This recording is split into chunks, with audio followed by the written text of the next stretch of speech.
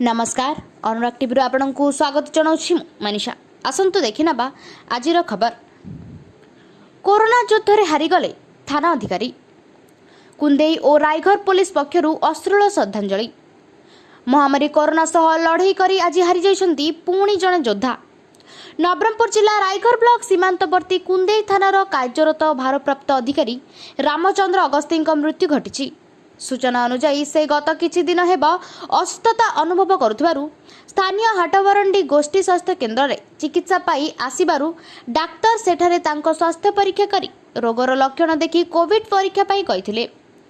Covid positive आसिबारु तांकु घर रे एकांत बास तापरे कोविड केन्द्र रायघर रे रही चिकित्सा हेउथिले। परे स्वास्थ्यावस्था रे अवनति हेबारु जिला कोविड हॉस्पिटल सेठारु कोरापुट एवं परे परे कटक स्थित एक बेसरकारी हॉस्पिटल रे चिकित्सा करा जाउथिला। चिकित्सा अवस्था रे तांको प्राणवायु उड़ी जाइथिला। मृत्यु बेलकु तांको 65 वर्ष बयस होइथिला। थाना अधिकारी परलोक खबर मिलिबा परे सहकर्मी और अंचलवासी मध्य शोकर छाया खेली जाइथिला।